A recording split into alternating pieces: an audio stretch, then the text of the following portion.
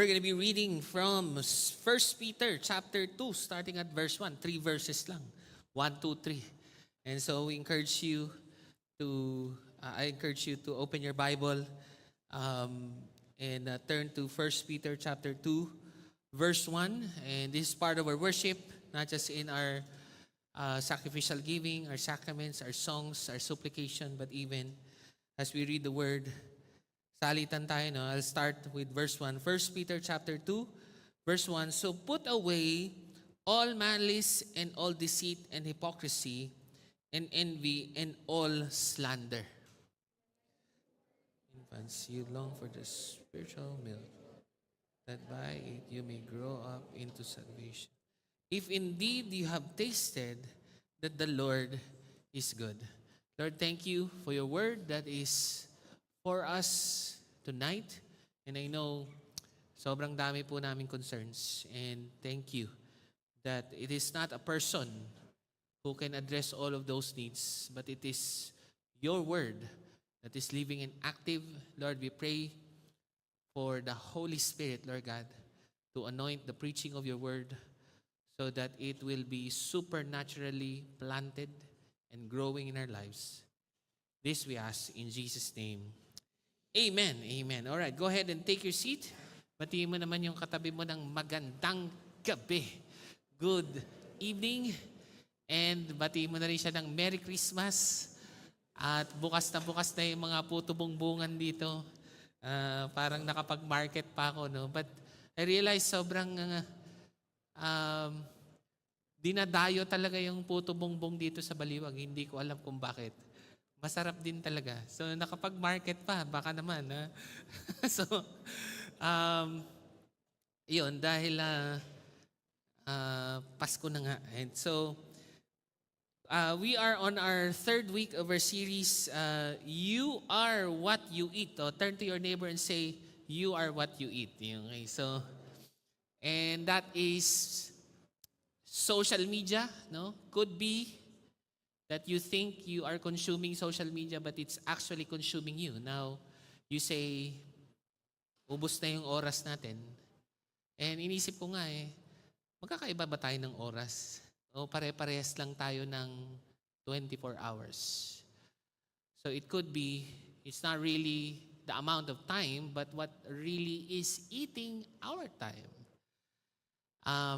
And so we say, the world consumes us, because the world is also feeding on us as we're feeding on the world, but rather, the Word of God does not need anything from us.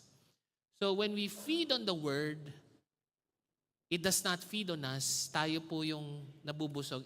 In fact, tayo pa ho ay na-affirm ng Word ni God.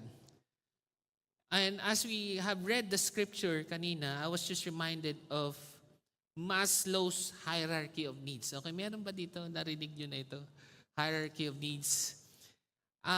It begins with air, water, food, shelter, sleep, clothing, reproduction. No? So physiological needs. So parang pag wala ka niyan, parang hindi ka tao. No? Parang ganun. Needs kasi siya. Tapos hindi natatapos doon. Kailangan ng personal security, employment, resources, health, property. Pero kahit may property ka na, hindi pa rin doon natatapos.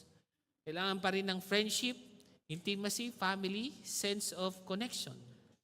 At kahit nagawa mo na lahat yan, kung ang asawa mo ay walang respeto sa'yo, sasabihin mo, para saan ang lahat ng yan?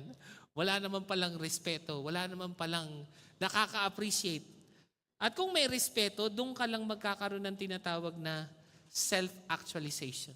Which means, at the end of your life, you would have known who you are. Now, I realize si Maslow ay hindi Kristiyano. At mas malamang, kung Kristiyano siya, hindi ganyan ang Maslow's hierarchy of needs. Kasi kung hinahanap mo ang iyong sarili, may kilala ka ba mukhang hinahanap niya yung sarili niya? 90 years old na siya, hindi pa rin niya nakikita. Makikita pa kaya niya ang kanyang sarili? But I realize, in the Christian life, you do not actually start with your needs of physiological and then know who you are. But with the Word of God, you will start with your identity. Baliktad. It is through the Word of God that we are actualized. And then, pababa po yan sa Bible. Pag ganun. Meaning, identity muna. Identity precedes behavior. Okay, sabihin mo nga sa katabi mo, identity precedes behavior. Diba? So, in essence, hindi po tayo pinipilit magbasa ng Bible para maging Kristiyano tayo. Kristiyano tayo, kaya tayo nagbabasa ng Bible. Magkaiba po yun. And hopefully, you see as a husband, sino dito mga asawang lalaki? Yan, di ba? Hindi, ano muna, physiological needs muna, and then safety needs, and then respeto, and then I would have been a husband. Pero ang totoo, bago mo pa ginawa lahat yan, you are already a husband. Therefore, you do all of these things. No, pinapagulo ko talaga yung mga drawing para maguluhan kayo. So, sino dito mga wife naman, mga nanay, di ba? Talagang busy lahat, no? Physiological needs, safety, love, belonging, esteem, and then I would have been a good mother, a good wife. But really, you are already a wife. You're already a mother. Therefore, you provide for these things. Napaka-importante because the Word of God now redeems the Maslow's hierarchy of needs. Yan po ay para sa broken human nature that we have to do so that we can be. But the Word of God says you are already so that you behave. Identity precedes being, kaya dapat itong binabasa. And so, paano nga ba ginogrow ni God ang ating buhay? Now, that's how you grow your physical life. But how do you grow your spiritual life? Sino sa inyo, you wanna grow spiritually? Yeah, diba? So, that's how you grow your spiritual life, physical life, but your spiritual life, it's upside down. It starts with your identity. And then everything else, He adds unto you. Kaya, importante yung Bible. You don't have to prove who you are. Alam nyo, itong Bible is like a word therapy, kind of like chemotherapy sa cancer ng self-justification. Ibig sabihin, dahil fallen humans tayo, meron po tayong tumor na lumalaki lagi sa puso natin that says, I have to prove myself. I have to be someone. Now, pag nagbabasa ka ng Bible, para siyang word therapy. Lumiliit yung iyong insecurity, lumalaki yung identity ni God. Over and over again, kaya importante yung pagbabasa ng Word ni God. So, how does this grow our spiritual life and not really our insecurities? 3 M lang. Sa manner, marks, and means. Okay, manner, marks, means. Okay, kung wala kayong matandaan sa lahat sinabi ko, at least may 3 M, no? Sabi mo sa katabi mo, manner, mark, means. So, paano nito ginogrow ang spiritual life mo? Paano nito siniset yung identity mo? That's the manner. Ano naman yung marks? No? So kung nag-grow ka na spiritually, paano mo yun makikita? And lastly is the means. So kung hindi ka nga nag-grow, paano ka nga mag-grow? And we will see that in the Word of God. Alright, so number 1 is the manner of spiritual growth. Tingnan natin yung verse. No? This is the context of the verse that we just read. Pero si Peter din yan. No? So, having purified your souls by your obedience to the truth for a sincere brotherly love, love one another earnestly from a pure heart, since you have been born again. Alam nyo, pag na-born again kayo, and again, ito po yung salitang soul. Yung soul po comes from the Greek word psyche. And psyche is psychology. Kaya bago pa po pinanganak si Maslow, may psychologist na po, si Peter. Spiritual psychology.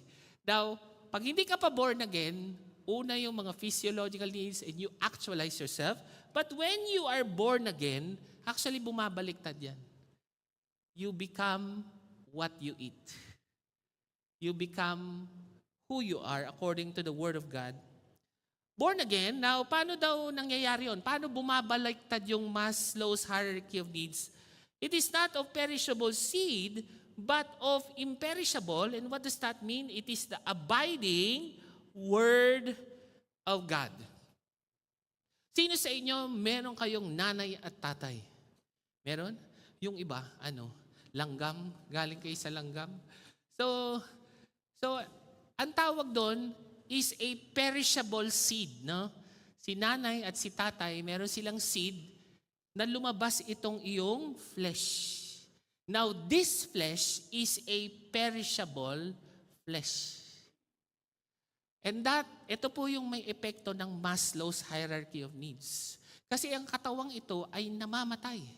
At kaya ikay namamatay, you always try to prove yourself because you seem to be dying every day. And so you wanted to be more every day. Pero meron daw word ni God that is gonna be planted in your psyche and you will be born again and the Maslow's hierarchy will be reversed. No longer about survival instincts. Why? Because when this is planted to your psyche, it becomes an imperishable seed. Which means now there's born in you no longer a seed of the flesh, but now started in you eternal life. Through the Word of God. Grabe, pag pinlant mo pala ito sa iyong soul, sa iyong psyche,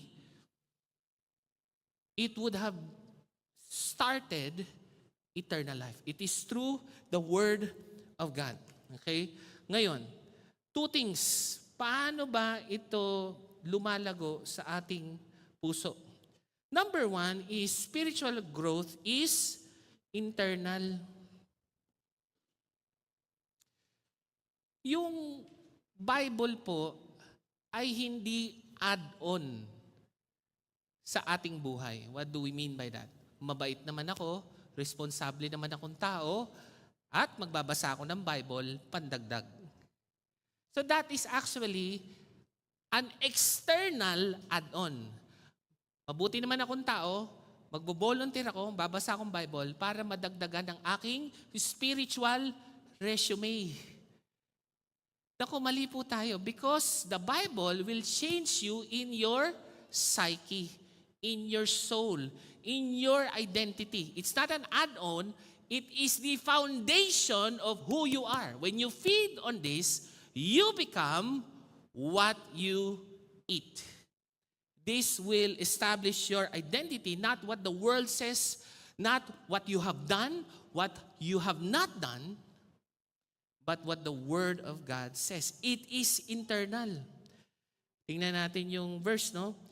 Having purified your souls, your psyche, to the obedience to the truth for a sincere and brotherly love.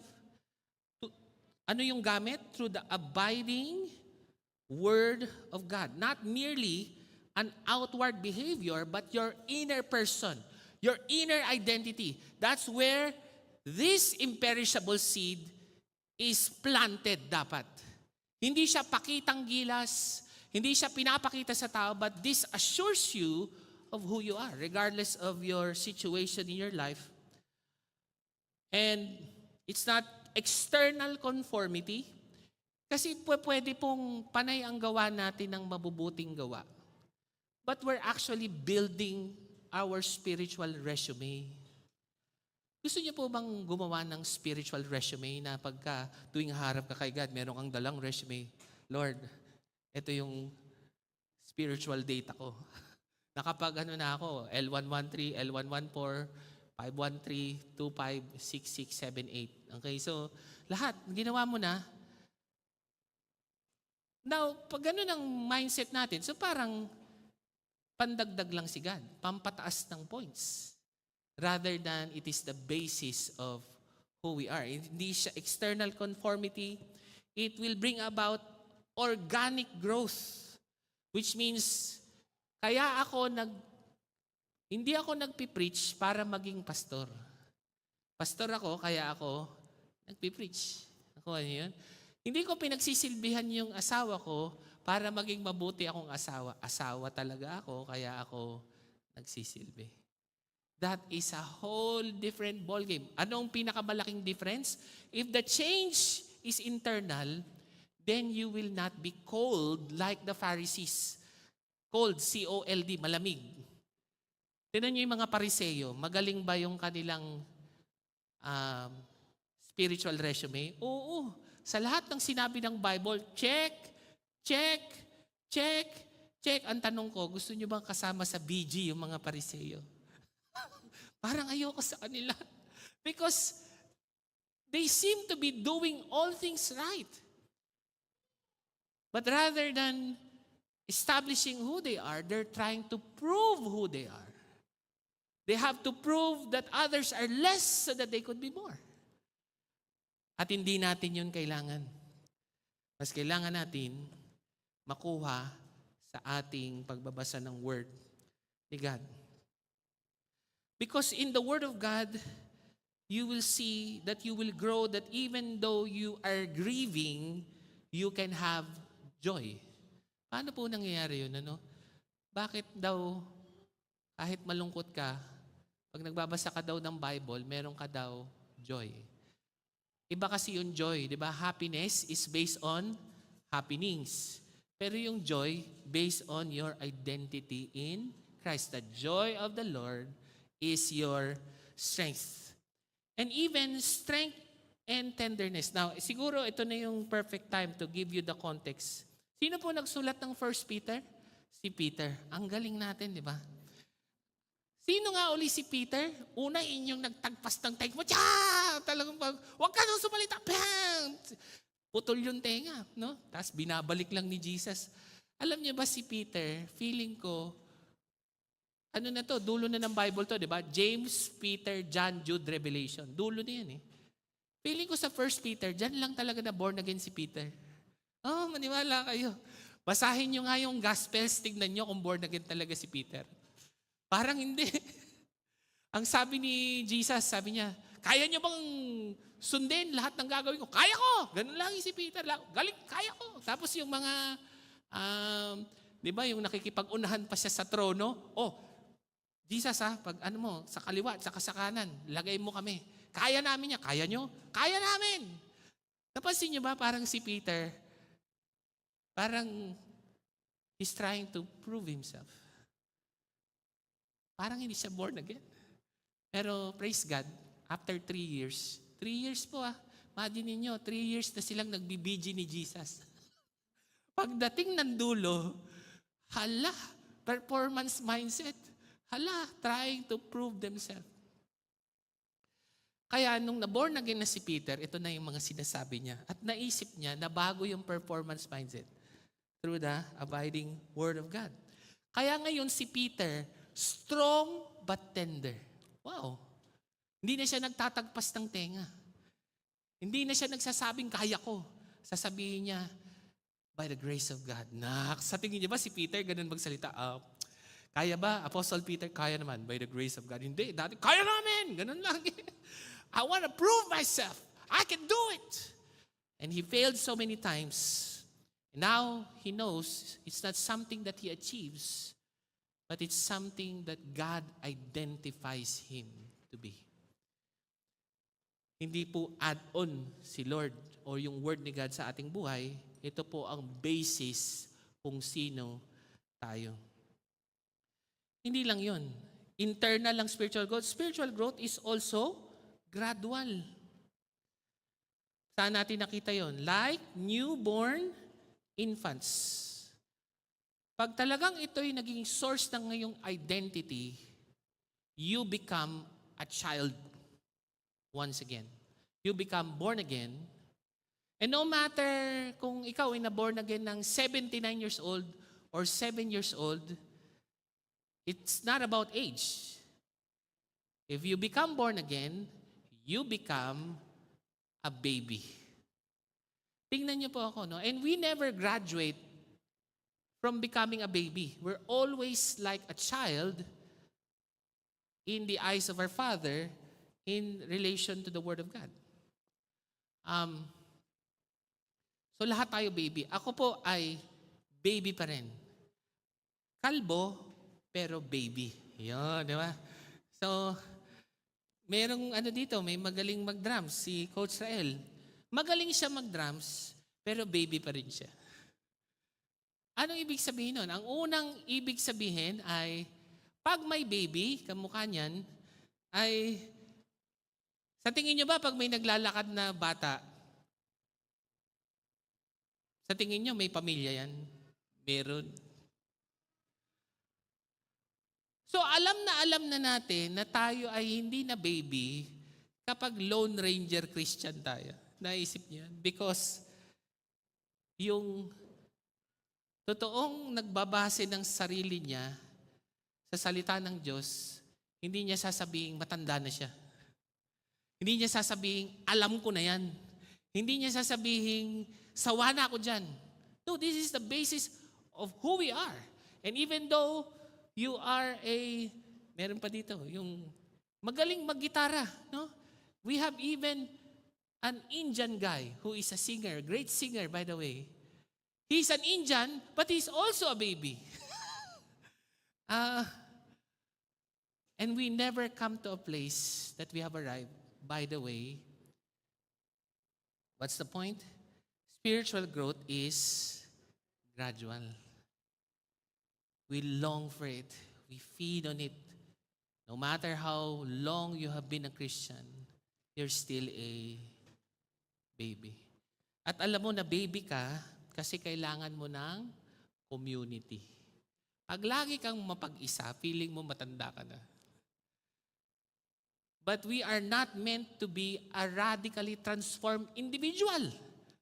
But we're radically transformed in our identity as a family. Kaya merong infant na context. Kaya I encourage you, if you're a child or an infant, you need to be part of a victory group. If you're always alone, if you're always processing the Bible on your own, then you think you are old enough. But you are not. You might be, may katabi ka ba dito, mukhang matalino. Yan. Mukhang excellence. Excellence, mali pa, no? Mukhang creative. Creative siya, pero baby pa rin siya. Mukha siyang maganda, mukha siyang pogi, mukha siyang successful. Successful na baby. And we never come to a place that we will not feed on the Word of God. Because the manner of growth is gradual. And let me make a note that babies are impatient. Alam niyo ba na sana binabasa lang natin yung Bible, wala masyadong jokes, wala masyadong YouTube. Ito, papel lang. Ito talaga yung pure spiritual milk. And yet, think about it, no? Gustong-gusto talaga natin pag nagbabasa ng word, grabe yung galing nung nagpipreach, grabe, 10 jokes, grabe, 30 minutes na hindi pa siya nagpipreach, pero nakakatawa talaga. Wow! Tarang kailangan impatient kasi. Alam mo yung bata, yung parang gusto ng mga pasabog, kailangan may mga limang movies, no? Bago 5 movies. 5 video bago tayo magbasa ng Bible. Kasi ang dami talagang joke, ang dami talagang mga pasakali, daming mga TED Talk, palabas natin lahat, tapos uwi ka, kamusta yung word ni God? Grabe, ang ganda talaga, wow, ano sabi ni God? Hindi ko maalala basta maganda. And you see, Alam niyo bakit kayo naghahanap ng magaling na nagpipreach? Hindi lang basta magaling. Yung maraming paulo. Yung maraming patawa. Alam niyo kung bakit? Naiinip kasi tayo. Let me tell you something. Spiritual growth is gradual. Hindi pwedeng naiinip. Kahit anong gawin mo, kailangan mong daanan ito. Pagkatapos lahat ng mga pasabog, pagkatapos lahat ng joke, lahat ng napakagagandang illustration, ano lang talaga mahalaga? The pure spiritual milk. Do not be impatient. Alam ko naman, dahil baby tayong lahat, gusto nating na-entertain. And that's fine. But just do know, if you're gonna grow, it has to be gradual. It's not about performance, but even faithfulness. Reading the Word, day and night. Now, kung talagang, so internal and gradual, so kung nag-grow na talaga yung katabi mo, what are the marks of spiritual growth? Isa doon ay, having purified your souls by your obedience to the truth for a sincere brotherly love. Alam nyo, kakabasa nyo ng Bible, finally, magugustuhan nyo na rin sa church. Yung hindi kailangan pilitin, pero parang feeling mo, mas at home ka na dito. Ang totoo, nung hindi ka pa Christian, di ba, Sabado may gimmick, Sunday may gimmick, di ba? Tapos ngayon, nakikinig ka sa kalbo na yan, mas marami pang magaling magpatawa dyan. Di ba? Puro na lang Bible, puro na lang BG, wala bang bote? So, now, it's fine, no? Siguro inisip mo sana yung mga dabarkads na nandyan yung mga hindi nag-church sa dabarkads. And okay lang naman yun. Pero hopefully, nagbago na yung heart mo. The reason why you wanna be with them is to engage them. To share them the word. Pero kung habang nakaupo ka dito, grabe nagde-daydreaming ka talaga. Ano ba naman itong ginawa ko sa buhay ko? Lagi na lang ako nag-church.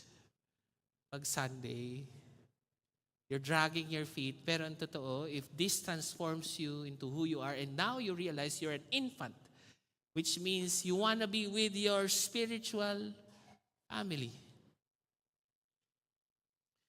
There will be sincere brotherly love. Love for one another. Kakabasa natin ng Bible. Imagine niyo si Ananias and Saul. Di ba si Saul parang killer, Christian killer? Yes, binago ni God si Saul. Tama ba? Binago siya on the road to Damascus. Pero binago rin niya yung church. Di ba? Kasi ikaw ba, gusto mo bang ka-BG si Saul? O isa nga pala may nag-get connected card dito. Si Saul. Marami nang nasasakyan pero sa'yo yan. Di ba? Parang, huh? And yet through the Word of God, parang kahit si Peter, tsaka si Saul, pwedeng magsama. And they love being together. Because of the abiding Word of God. It's a supernatural sign that the Word of God really unites us. It is through the abiding Word. A sincere brotherly love. Meron pang isa. Ito pa. Yung salitang purified your souls, your psyche, your Maslow's hierarchy of needs. It is now aligned, corrected. May tanong ako sa English teacher, magaling ba sa English si Peter? Hindi siguro kasi having purified. Ang tanong ko, yung purified ba past tense or present tense? Past tense, no? Having purified, past tense, your psyche, your psychology, your identity, it is past tense. Alam mo, yung mark na talagang bumaon ito sa puso mo, that now, you're no longer purifying your souls, But now you understand your soul is already purified. It is a completed action. Kaya nga sabi ko sa inyo, ito talaga yung word therapy. Ito po talaga yung gamot para sa lumalaking tumor ng self-justification. Ibig sabihin, the more that you feed on the world, the more that nag-grow yung I have to prove myself. I have never enough. Tapos pag binabasa mo to, bigla na lang sasabihin, no, you're already purified. You're not doing all of these things so that you can purify yourself, but you are already purified. You're not actualizing yourself. It is God's word that actualizes you. That you are not being forgiven, that you are completely forgiven in Christ. That you are not, running after acceptance, but that you are completely accepted.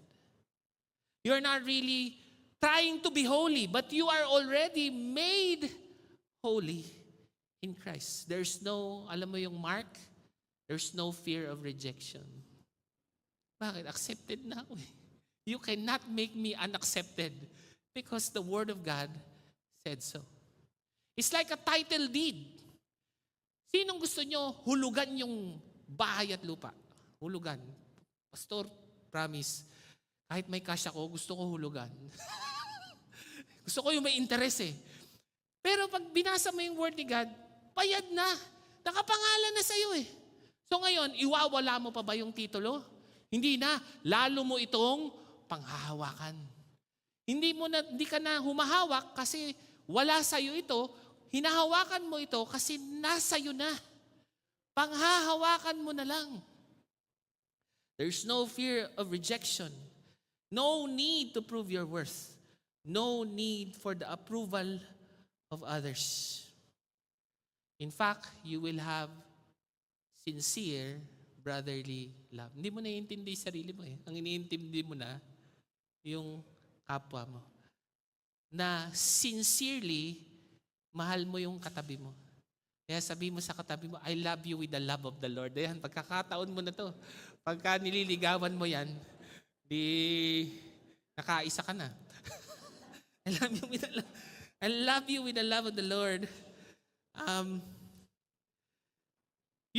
Alam mo yung mark ng hindi nagbabasa ng Bible, insecure. Parang kailangan kulang ako lagi. Or, you have to be superior. Somebody has to be brought low so that you can be lifted up. You're striving for worth. Parang building up a spiritual resume. But rather, when you have the Word of God, there is a sense of humility. That you don't have to prove who you are. For your identity in Christ precedes your being. It is a freedom from the need for approval. No longer thinking of self, but loving sincerely others. Can you be happy about the success of your brothers and sisters? Sana, di ba? Kasi ang totoo, kung merong pangako para sa kanila, meron din naman para sa iyo. Kung may nakalaan para sa kanila, meron din namang nakalaan para sa iyo. So why not be happy about each other when all of us are established in the Word of God? Now, ano nga ulit, review tayo. So, alam ba natin, the manner, internal ito, hindi po ito dinadagdag, hindi ito pagalingan. Internal, and it is also gradual. Sad to say, sa paghahanap niyo po ng pinakamagaling na preacher in the world, that would be your greatest challenge. Because it's not a matter of performance, but it's a matter of gradual faithfulness. Read the Word of God day and night. For in this you will be prosperous and successful. Internal, gradual. So kung nangyayari na, what is the mark? Sincere love for others. Why? Because you're no longer purifying your soul, it is already purified. You already have the title deed. I say, don't try hard, try harder. Ang gulo nun, ano? Pastor, ang gulo-gulo mo. Don't try hard, try harder. Kasi kung hawak mo na yung titulo, lalo mo itong itatago, lalo mo itong panghawakan. Yung binigay na sa'yo, tetelestai, it is finished, that should make it a treasure. Na ito'y tinitreasure natin rather than something that we earn. But it is already something that is given. Ngayon, kung wala ka pa doon, what is the means of spiritual growth? So paano nga po ba nakakarating doon? Tingnan natin uli yung verse. And again, by the way, kung meron mang napaka-performance mindset, si Peter talaga yun. Siya talaga yung number 1 na disciple ni Jesus. Ang hilig-hilig talagang makipag-compete. Ang hilig-hilig talagang, ako tama, gusto ko magaling, gusto ko mataas yung spiritual resume ko, better than others. Siya talaga yon. But he learned it through the Word of God. Sabi niya, so put away all malice. O, tinan nyo. So put away all malice, deceit, and hypocrisy, and envy, and all slander. Oh, Pastor, meron palang kailangan gawin. Yes and no. Kasi ang nakalagay dito ay may so, di ba? So, ibig sabihin, after the abiding Word of God, kaya mangyayari na mawala yung malisya, yung deceit, hypocrisy, envy, and slander. So it's not really an effort, it's not really an actualizing of self, but it is a result of your new identity in Christ. Tingnan mo yung katabi mo. Dati, bagay na bagay sa kanyang gumawa ng masama. No? Ngayon, parang alam mo, hindi mo na stop mo na yan. Hindi mo na bagay yan. Parang mas bagay mo na yung nag-worship, ganyan. Mas bagay mo na. Trying hard ka na ngayon na maging masama. Parang mas normal na. So it is a result of your identity. Saan nakukuha yun? Like newborn infants long for the pure spiritual milk, that by it you may grow up into salvation, if indeed you have tasted that the Lord is good. Sa Greek po yan, it's an ongoing thing. No? You have tasted, but it is also progressive. So growth happens by returning again and again and again and again to the Scripture. Have you tasted that the Lord is good? Now, how do you know that the Lord is good? When you read it, you see the story of a family of God. Hindi po tayo na-establish ng mag-isa lang. I'll give you an example. Have you heard of the term original sin? Narinig niyo na yun? It's a family term. Meaning, kahit wala kang kasalanan, dahil ang ama natin ay si Adan, nagkasala siya, kaya meron ka ring kasalanan. What do you call that? That is family inheritance of sin. But when you read the Word of God, you see that there is a second Adam. That hindi mo pwedeng sabihin lang na alam mo, ganito tayo kasi yung nanay ko ganito. Yung tatay ko ganito. Ganito na talaga kami. Now, why are you saying that? You're saying that in the context of a son and a daughter to a family. But why do you read the Word of God? Because you have a different spiritual family. It does not have to be Adam. But it can be the second Adam who did not sin and obeyed God perfectly so that you will be ransomed and have your identity in Him. Kaya pag binabasa mo to, you will see that you are an infant. You are a child, not just of your own family, but your spiritual family in Christ. Ano yung kwento na mababasa mo dito? Sinamarize ni Pedro. Knowing that you were ransomed from the futile ways inherited from your forefathers. Diba? O sige, kwento mo na yan. Kaya ka ganyan kasi nanay mo, tatay mo, lolo ng lolo mo, si Adan. You inherited it. Not with perishable things such as silver and gold. At mind you, hindi po pera yung dahilan para ikaw ay magbago ng iyong identity. Because lahat po nung doon sa Maslow's hierarchy of needs, these are perishable seeds. And if you are perishing, you are always proving yourself. But if you are living an eternal life, then the hierarchy of needs is reversed. But with the precious blood of Christ, like that of a lamb without blemish or spot. Let me ask you the question, what is your family story? Because whether you like it or not, you do not establish your own identity. Your identity is established through your family. And we have a choice. As we read the Word of God, we now are reminded we are part of a spiritual family. Patunayan ko pa sa inyo, no? Yung tasting the Word of God, it is a community thing.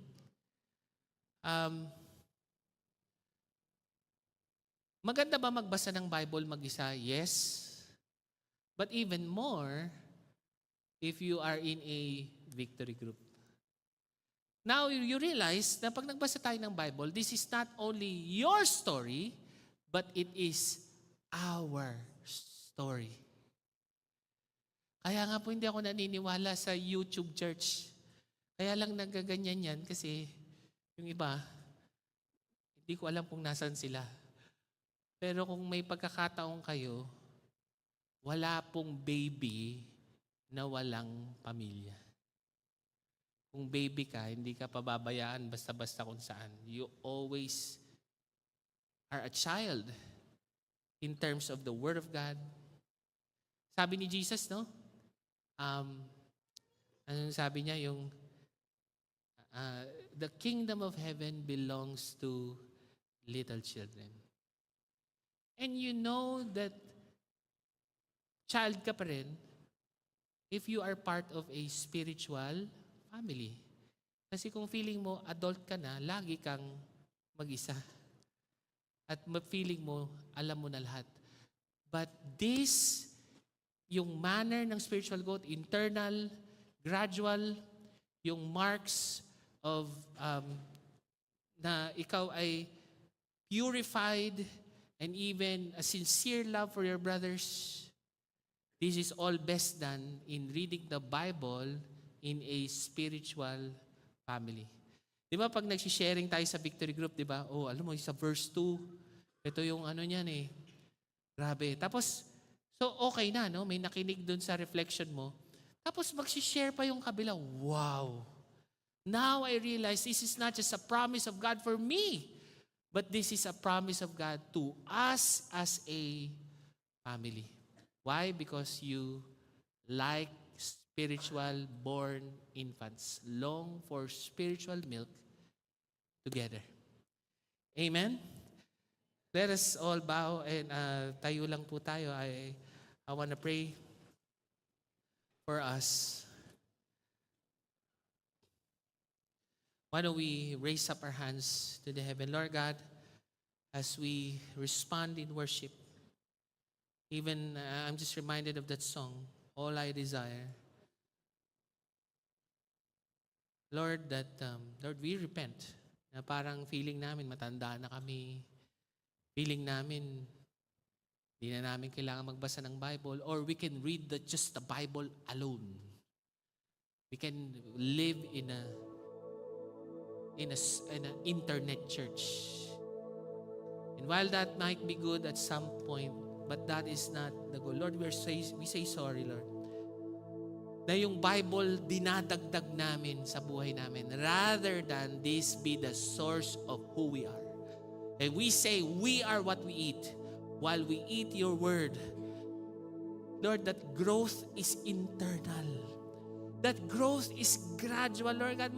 Lord, maybe we're looking for sobrang gagandang experiences. But Lord, at the end of the day, we need to have faithfulness in fellowshipping, in word, and prayer. We never outgrow our need for the word, Lord. And thank you, Lord, for the marks that we have even right now. Na dati, Lord, pinipilit lang namin na magsimba. Ngayon, ayaw na naming lumiban magsimba. Ayaw na namin lumiban sa aming victory group. And that is not a result of our works, but that is a result of the Word of God purifying our souls. Purified our souls. Lord, thank you that as we even pray and worship you, Lord, that we have tasted that the Lord is good. At hindi lang ito minsan, pero paulit-ulit naming babasahin ng iyong mga salita. So that the tumor of self-justification will continue to decrease and that your grace will increase even more in our lives. Kamukha ni Pedro. Lord, hindi po kami iba kay Pedro. Si Pedro laging may gustong patunayan, laging insecure, laging superior. And yet when he encountered the abiding Word of God, he realized his identity in Christ that precedes his doing. Lord, maraming salamat that if we are spiritually born infants, that we are not just to read this Bible alone, but this is our shared gospel family story together. No longer our inherited sinful things from Adam, but to our second Adam, that is Christ.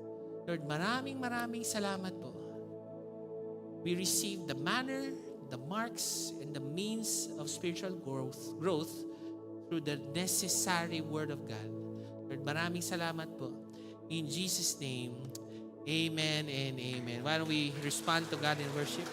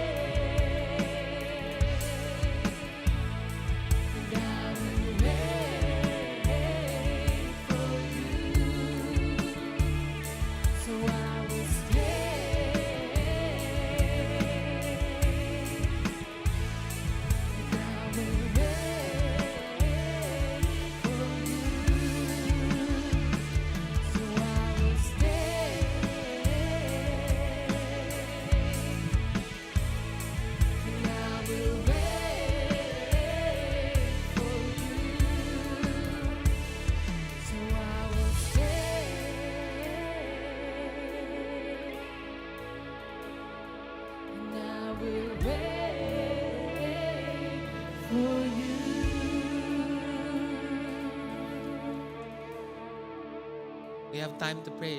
That's what the song said. I will wait upon God. Iisip ko, mabagal ba talaga si God? Hindi mabagal si God. Lagi lang tayong nagmamadali. Because the manner of spiritual growth is internal and it is gradual. Those who wait upon the Lord shall renew their strength. They shall mount up with wings like eagles. They will run and will not grow weary. They will walk and not faint. Even the youth will grow tired and weary. Kahit daw yung bata, mas mukha pang pagod kaysa sa mga... Kasi I guess kahit bata ka, feeling mo matanda ka na eh. Kaya pagod ka, but you never come to a place that you are not an infant, to a child of God. And so, that's my last prayer, no, na to repent of the, I guess, busy talaga tayo, no, pero mamaya nga, magdi-date kami, pagtapos ito, magdi-date kami mag-asawa. Kasi minsan, niisip ko, magtatrabaho ko, kasi pag ginawa ko to, mag-preach ako, lahat gagawin ko to, mas magiging mabuti akong asawa. Ayun, laging cold na siya sa akin. Keep on doing, keep on doing. Rather than thinking, I'm already a husband. And therefore, I am a husband to her. Do you wanna develop emotions for God? Yung parang hindi pilit, kumakanta pa lang sa simula, naiyak na. And I don't want to be emotional. Pero kung gusto mo talagang mag-develop ng emotion sa iyong asawa, hindi lang yun puro trabaho. Building relationship is gradual and internal. Kaya, darating yung time, yung worship mo magiging enjoy sa spiritual community if we will wait upon the Lord as we read His Word. Yung date natin kay God, day and night. Why don't we pray? Lord, thank you. We repent, Panginoon, na gaya lang din ng mga pamilyang Pilipino na we have to do this, we have to do this, we have to do this so that we can be this. But Lord, as your sons and daughters, we already are. And therefore, we will be. And Lord, maraming salamat na kung kailangan naming i-date ang aming mga asawa, magdi-date kami. But even more, we will wait on you. That spiritual growth is gradual, internal, the source of our identity. And so, Lord, as we raise all of our hands, Lord God, Lord, we speak a blessing. And we say through the Bible, we are what we eat. As we feed on your word, you establish who we are. We do not have to actualize ourselves. We already are sons and daughters. Purified our souls. And so, Lord, maraming salamat. And I say, the Lord bless you and keep you and may make His face shine upon you and give you peace. That in the Word of God, there is nothing lacking, there's nothing missing.